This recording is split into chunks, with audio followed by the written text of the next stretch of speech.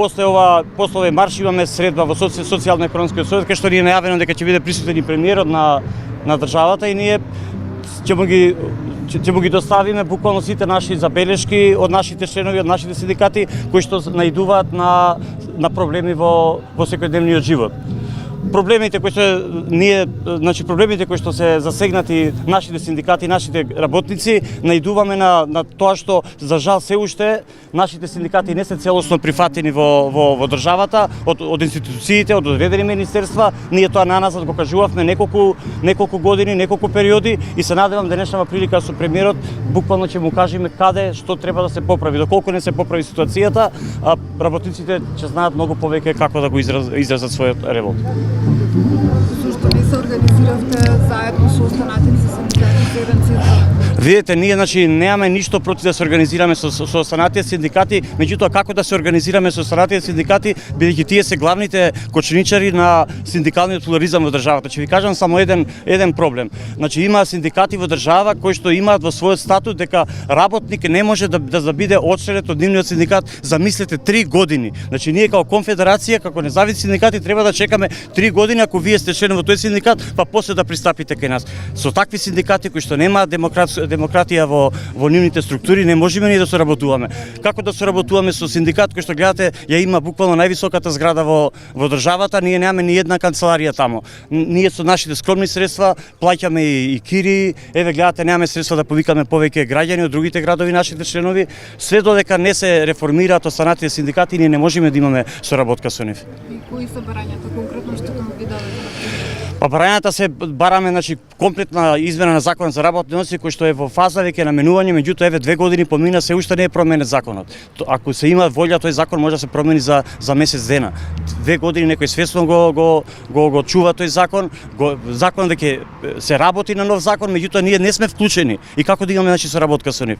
Кога се прават како репрезентативни синдикати, ние го негираме нивната репрезентативност и бараме комплетно пребројување на работниците во државата. Крајна дестинација и на останатите дел од останатите протести е влада, ќе се обедините таму заеднички. Па видете, ние не ги работниците за нас се сите исти без разлика каде членуваат и таму најверојатно сите ќе се обединиме. Меѓутоа ја кажав, не е вината кај работниците, вината е кај синдикалните лидери, мора да ги надминат суетите нивни. Ние сме спремни за соработка, меѓутоа за соработка потребна е и од другата страна некој да пружи рака. Во Македонија обезвреден трудот сите овие декади наназад.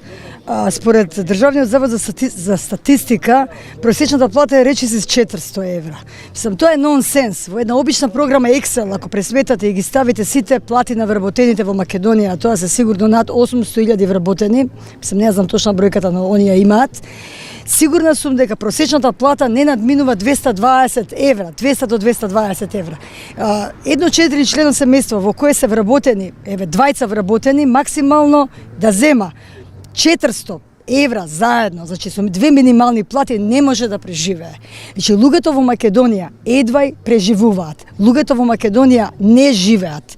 Со тој нивен приход, тие се приморани да купуваат основни намирници, тоа се оние основни намирници за живот и едва може да ги платат сметките. Кога сум кај сметките, стануваат должни, виртуелно должни кон одредени компании приватни и тие долгови им се зголемуваат со време, така да стануваат заробеници и робови на системот, должни кон банките за некои минимални кредити, некои мали кредити од 1000 евра кои ги зеле, кои се нагомилуваат со време, ако нема доволно средства да ги платат, доаѓаат и по 10.000 и по 20.000 евра, понекогаш им земаат и станови. Овде се работи за тотално крвнички систем кој мора од база да се реновира, од база да се трансформира, од база да се промени. Затоа што ако не се промени, ги изгубивме луѓето. Ако ги изгубиме луѓето, го губиме општеството. Ако го губиме општеството, ја губиме државата. Ние полекано сигурно го губиме ова општество кое сме го градели сите заедно.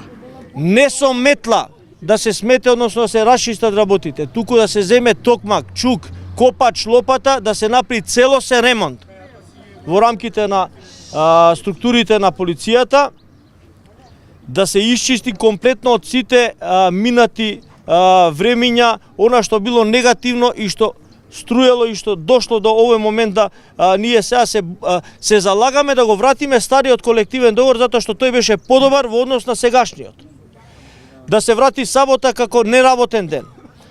Да се внесе 9 час во континуитет на полициски службеници кои работат 8 часа ноќе, плюс 1 час дополнително. Да се внесе дополнителен однос од 5% на работниците кои имаат домашно дежурство.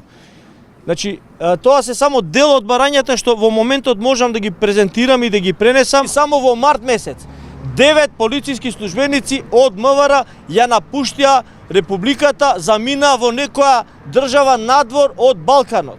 Така да ова е веќе алармантно. Ако градежниците, ако работниците од здравството, ако во минатото професионалните војници беа тие што заминуваат држава, сега полициските службеници се лица кои имаат лиценци, меѓународни лиценци за обезбедување, заминуваат надвор од Републиката и ова е момент со кој сите граѓани мора да се запрашаат дали ова ние што го нудиме као предлог за да ги задржиме работниците во полицијата ќе биде основа за покачување на плата и да биде така, или да ги изгубиме и овие полициски работници во Министерството за внатрешни работи кои вложиле повеќе од 5, да не речам и 30 години служба, професионализам во рамките на Министерството за внатрешни работи и одеднаш кога ги немаме, ќе го изгубиме и основот за безбедна држава.